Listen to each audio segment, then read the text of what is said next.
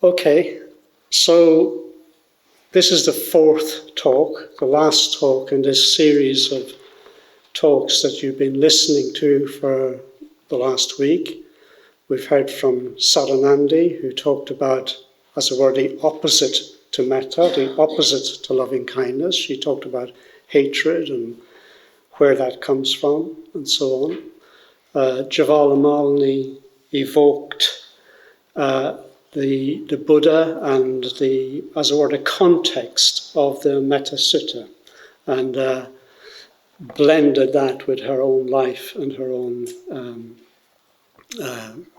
coming to understand metta and coming to experience metta. And Manjavajra talked about contentment and his experiences and the connection between contentment and metta. Coming on to today, what I'm talking about is metta as insight, or metta as wisdom, you could say.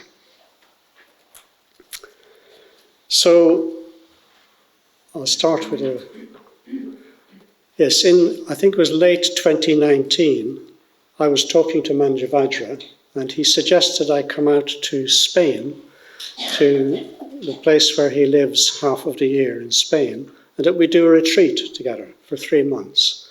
So in March 2020, I set off for Spain. I went to Barcelona, I gave a talk at the centre there, and I then moved on to Valencia. By the time I got to Valencia, the centre had closed, and the following day, Spain went into lockdown, 2 weeks before Britain. So I was in Valencia, and I wasn't sure whether I was going to be able to get to where Manjavajra was, which is further down the coast. Well, actually, up in the mountains. I had to travel further down the coast to meet him in Benidorm, and he would take me up into the mountains. Anyway, I did manage to do that. I was allowed to because I was en route somewhere. And I got a rather empty bus from Valencia to Benidorm and met Manjavajra at the bus station, and he took me up into the mountains. So I was in the fortunate position to be able to spend 3 months on retreat up in the Spanish mountains during lockdown. So it's a very quiet place, which then became extra quiet, because there were no aircraft, no traffic in the distance. It was completely quiet. In fact, I remember on one occasion thinking that the insects seemed much louder. So it was a fantastic period. And when you're in a situation like that, on a long retreat, you have all that time to reflect and to meditate and to go deeper. Sometimes you have insights, little insights into what's truly important. And towards the end of that retreat, a little insight came to me, a kind of intuitive sense of something that is true, And it was very simple. The way I expressed it to myself and to others later was that metta is the key to everything. That was my little insight. Metta is the key to everything. So it's not just an idea, not just a phrase, it's something about realizing something that's more true than those words could express, And so the title of this talk, Metta as Insight, is also suggesting that metta is the key to everything. And in this talk, I want to try and unfold what that means. So first of all, something about insight. Insight is the usual English translation of the Pali word vipassana, or the Sanskrit word vipassana, and it literally means seeing clearly, seeing clearly. And in the Buddhist context, this means seeing clearly the nature of reality. So the Buddhist tradition has talked about insight in many different ways, and we can think about it in many different ways. Some of the traditional ways of talking about insight are stream entry. sotapatti as it is in Pali, or knowledge and vision of things as they really are. It's a very long word, yata bhuta jnana darshana, knowledge and vision of things as they really are. Or another way it's spoken of is the arising of the bodhicitta utpada. I'll go into these a bit more. So these are just three ways in which traditional Buddhism talks about insight into the nature of reality. So there are many more ways. So stream entry refers to overcoming certain obstacles or certain hindrances, and therefore entering the stream of truth, you could say, the stream of transformation that leads to awakening or leads to enlightenment. And these obstacles are traditionally known as self-view, doubt and indecision, and reliance on rites and rituals as ends in themselves. Now, Sangharakshita has made them much more accessible and understandable and relevant to us by rendering them as habit, vagueness, and superficiality. So habit, vagueness, and superficiality are the obstacles or hindrances to insight, to wisdom. So habit means that we have a view of ourselves as a fixed and separate person or self, and this view is reinforced by habitual ways of thinking of ourselves, habitual ways of behaving, habitual responses to people and situations, habitual ways of interacting. In fact, Sangharakshita went so far as to say that in many cases, people are just a bundle of habits loosely tied together with a name and address. So that's the first obstacle. The second obstacle to gaining insight in this particular model is doubt and indecision, or vagueness, as Bhante calls it. So doubt or indecision or vagueness in this context means a deliberate refusal to make up our minds or make a choice or a commitment. Yeah? It's like a conflict within us between knowing what is right and resisting doing anything about it. So we're probably all familiar with this, knowing what is best for us, but doing something else. We do something else because it brings more immediate gratification or whatever. This doesn't mean, by the way, that you're a bad person. It just means that you haven't attained insight. Yeah?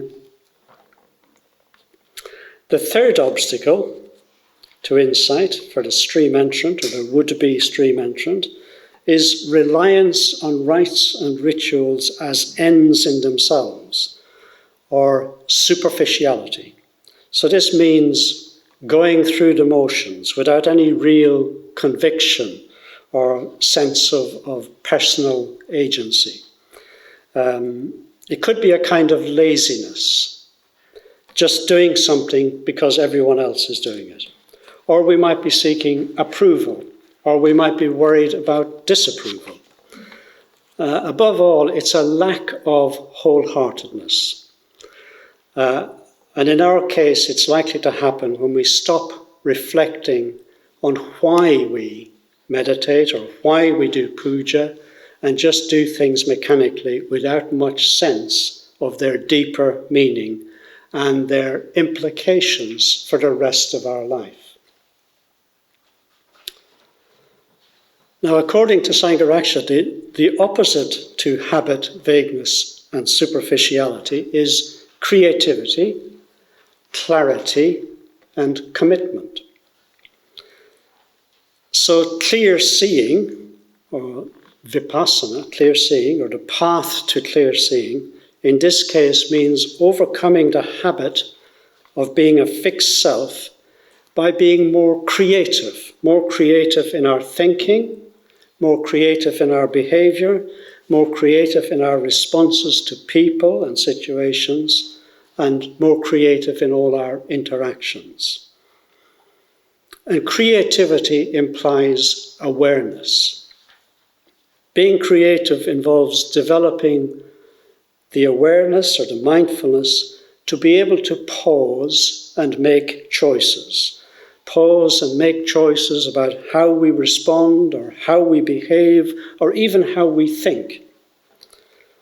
The opposite is to be on automatic pilot, as it were, always responding and thinking in the same old way. Then clear seeing or insight also means making an effort to be clear about what we really believe, what we really think, and then following through on the implications of that.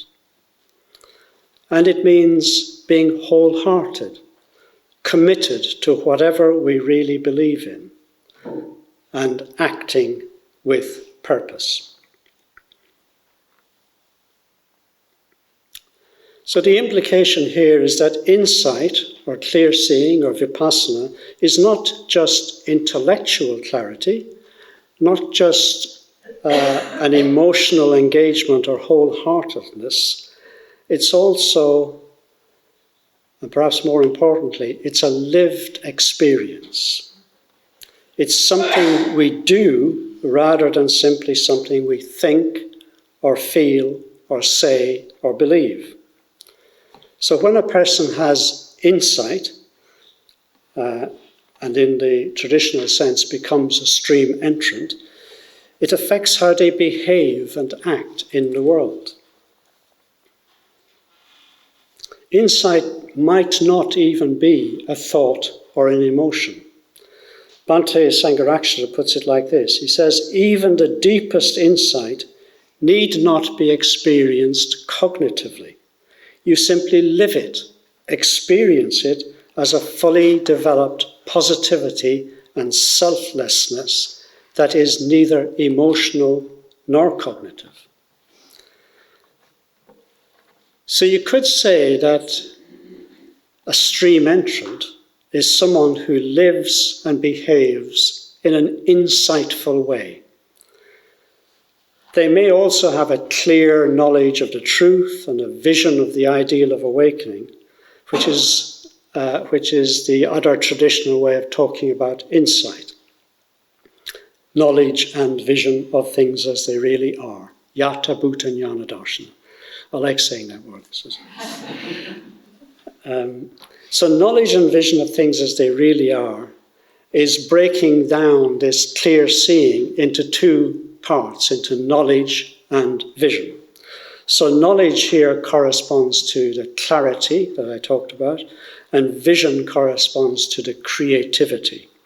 And bringing the two together in a lived experience corresponds to that commitment or that lived experience. So the third traditional way of speaking about clear seeing or insight is in terms of the arising of the bodhicitta. So chitta means heart, mind, yeah? And bodhi means awakening or enlightenment. It literally means awakening. So bodhicitta means something like heart, mind, awakening, which doesn't help very much. So a better way perhaps to approach this is to think of bodhicitta as a very strong urge towards an altruistic or generous response to the world around us, and especially towards other people. So the arising of the bodhicitta corresponds very well with what the final stage of the Metta Bhavana is getting at, that very radiant and expansive love. So the Bodhisattva is the person in whom the bodhicitta has arisen. The Bodhisattva is said to be intent upon attaining enlightenment for the sake of self and others. And for anyone for whom the final stage of the Metta Bhavana becomes a lived experience, they will also be on the path to this kind of inclusive awakening, inclusive of self and all living beings. So one of the qualities of insight is said to be that it's irreversible. Insight is irreversible. In other words, when you see clearly, in this sense, you can't later not see. You've seen, and therefore you can't not see. It's a permanent seeing, as it were, a realization. And that's why it has an impact on every aspect of our behavior, our thinking, and how we respond to the world around us. Sometimes when we read about insight in the Buddhist tradition, it can seem to be some kind of big, shattering experience that happens suddenly out of the blue. But it never comes out of nowhere. It's a fundamental truth recognized by all schools of Buddhism that everything arises in dependence upon conditions. Or to put it another way, everything, including every experience, is connected to everything else. There's no such thing as a completely isolated experience erupting from nothing.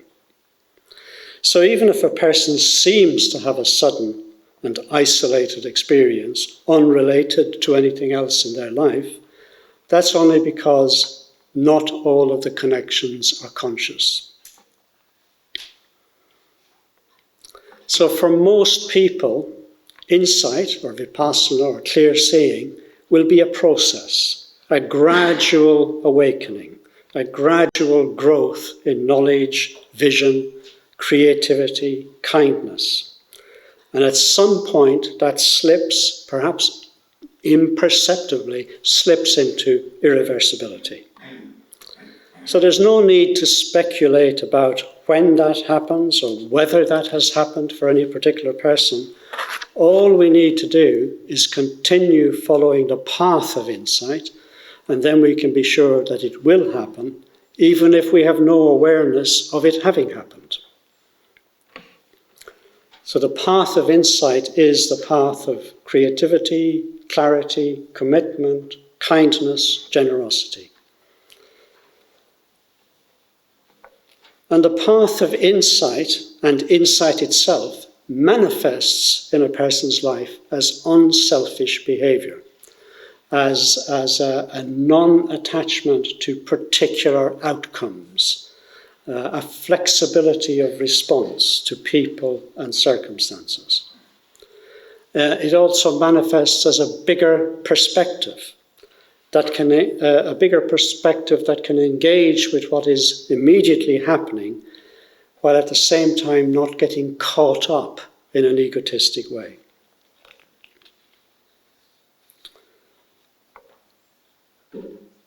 Bhante puts this a bit more simply.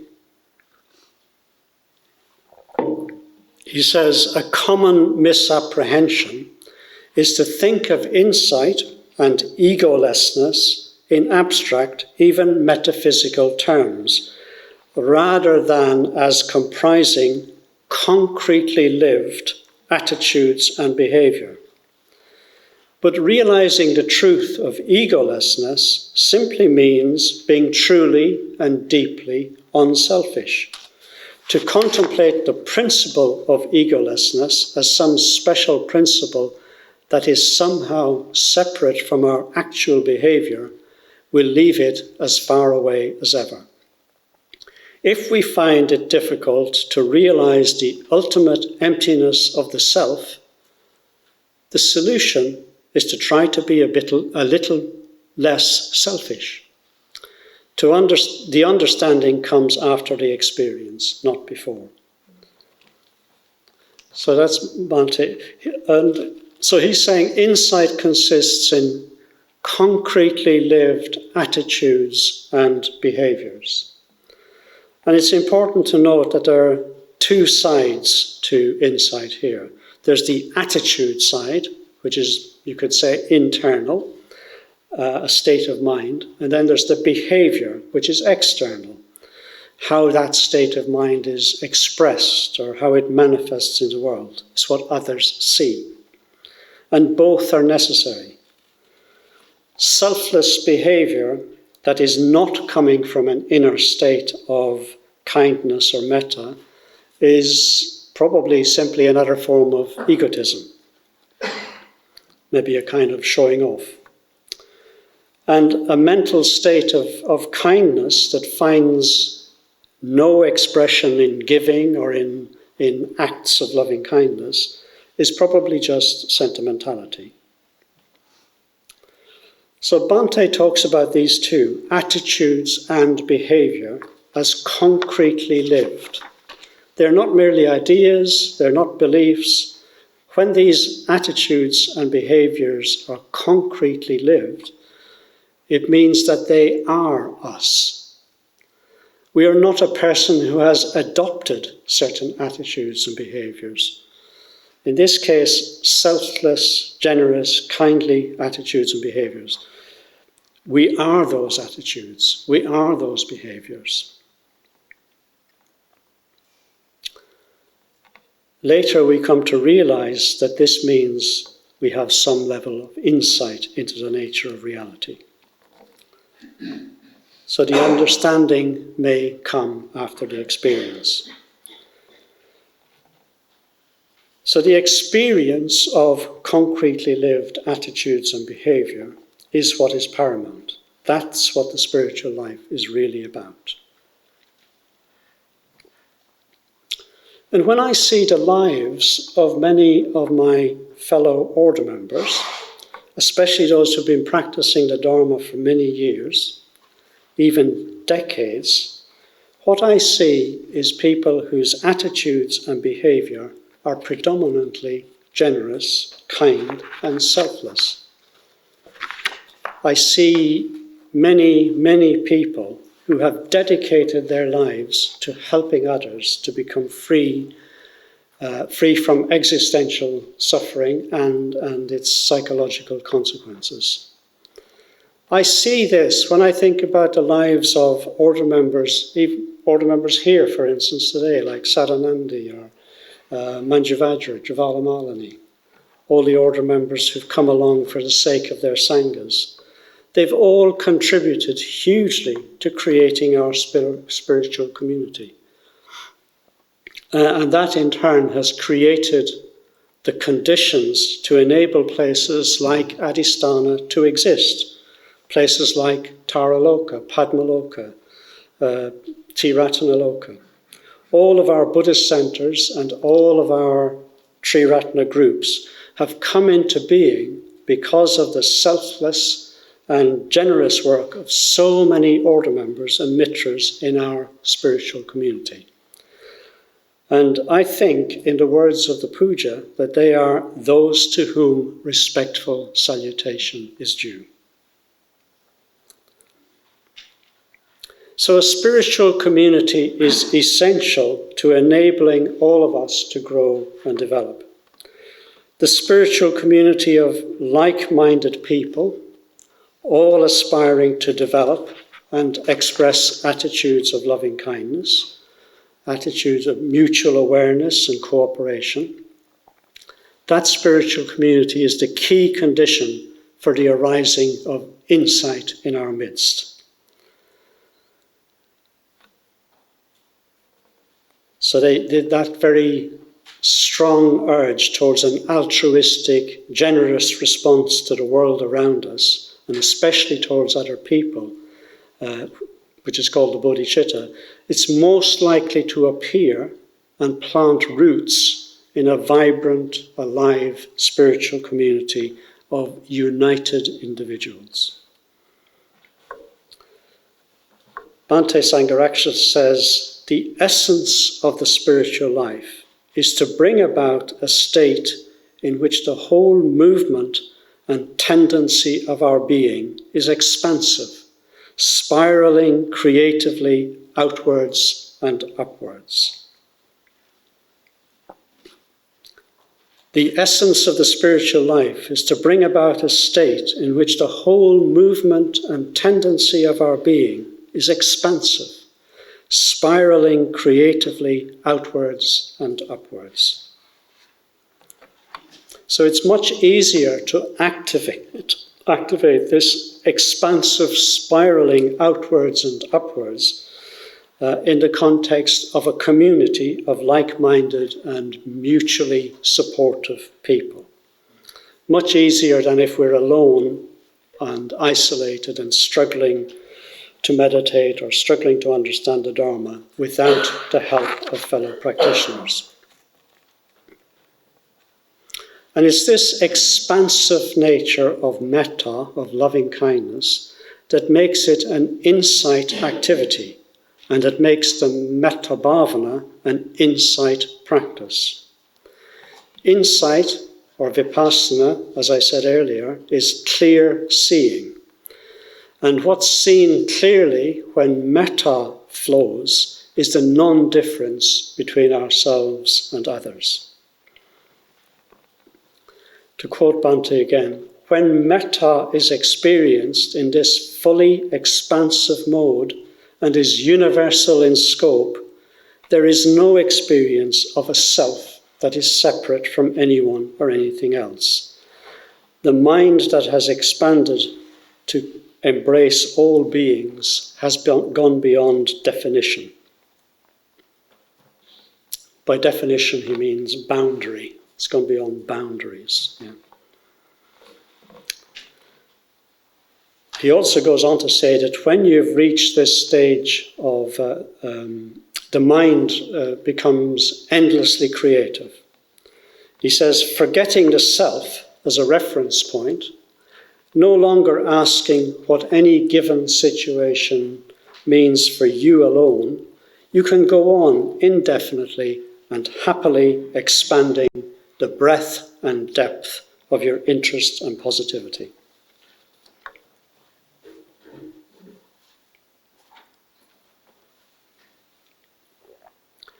When I was ordained, I took up a meditation practice which involved the visualization and contemplation of the archetypal or symbolic Buddha Ratnasambhava, whose image is on the shrine behind me. The Buddha Ratnasambhava. Ratnasambhava is the Buddha of generosity. And he's depicted with his right hand held out, palm upwards, in the gesture of giving. And he's associated with an attitude of abundance and richness. Now, each of these symbolic Buddhas has a corresponding female Buddha. The male Buddha is associated with compassion and the female Buddha with wisdom. And the female Buddha associated with Ratnasambhava is called Mamaki. And her wisdom is the wisdom of sameness, or the wisdom of equality, samatanyana. And what the wisdom of sameness means is that from the highest perspective, from the enlightened perspective, we do not have a fixed and separate self, and therefore we are more like a process than an object. We are all ever changing.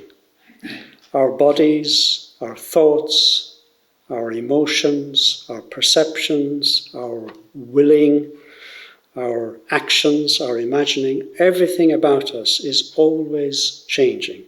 There's nothing fixed in this process of becoming. And this process of becoming, which is what we are, is intimately and inevitably interconnected with all other becoming, all other life. That's what equalizes us or makes us the same. And that's what the wisdom of equality sees deeply and clearly. And the consequence of such a vision is to relate to all life as not different from ourself, or even as being ourself. What we are is life, a particular manifestation of this living, becoming universe.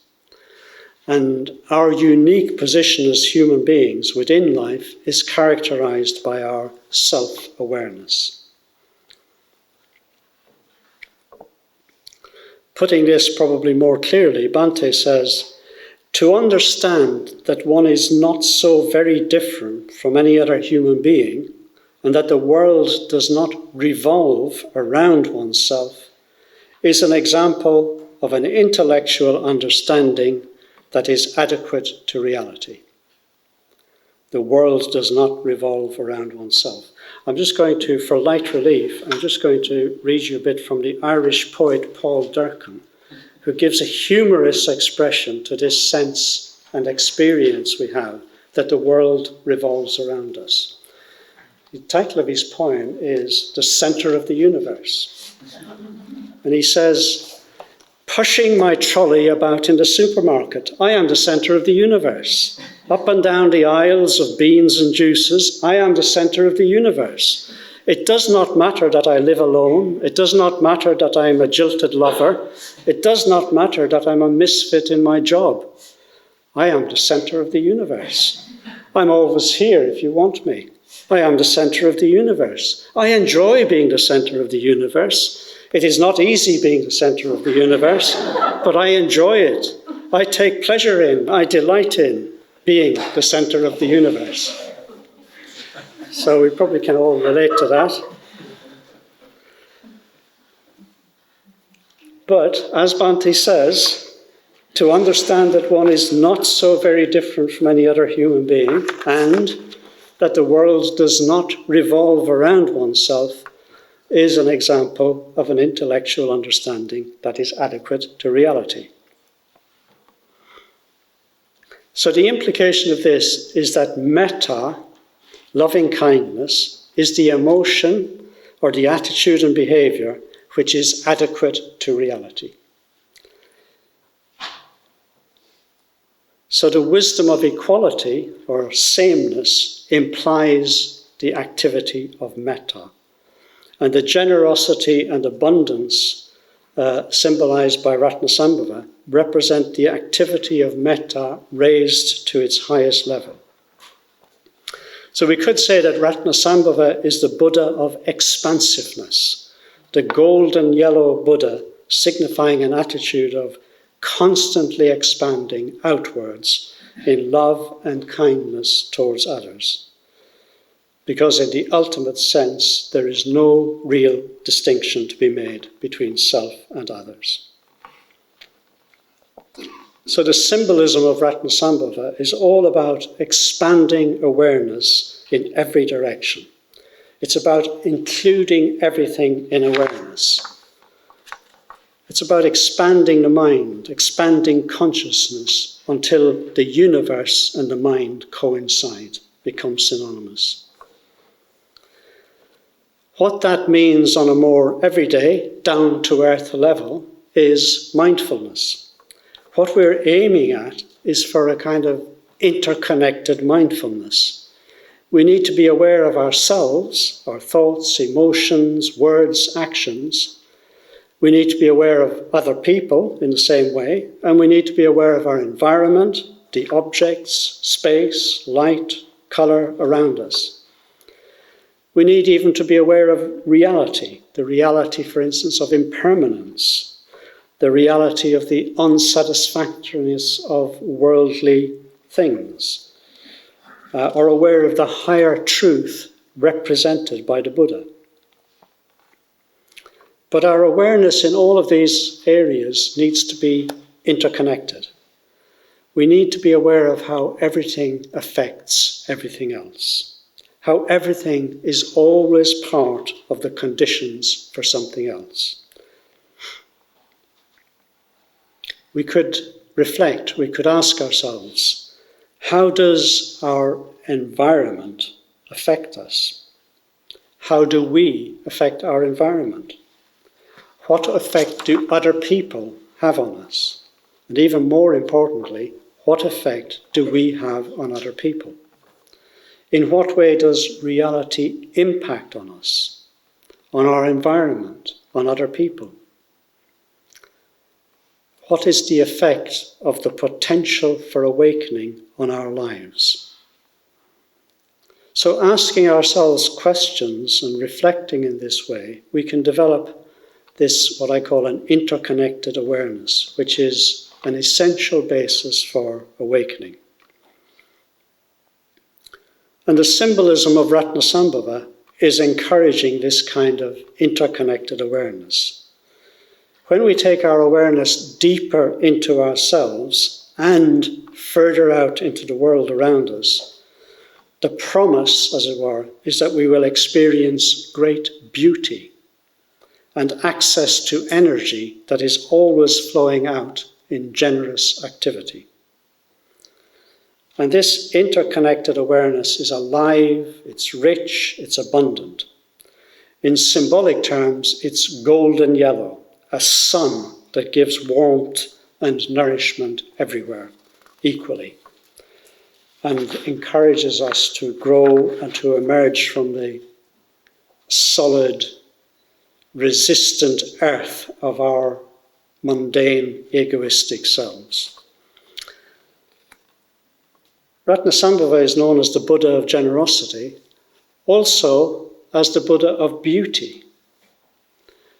The beautiful mind, or the mind of beauty, is the mind which sees, which experiences everything from a non-utilitarian perspective.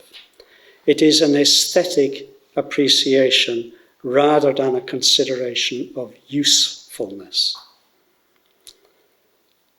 In his book, Living Ethically, Bhante talks about this. He says, the Buddha remarks more than once in the Pali scriptures that a sign or characteristic of metta is that you see things as beautiful, shubha.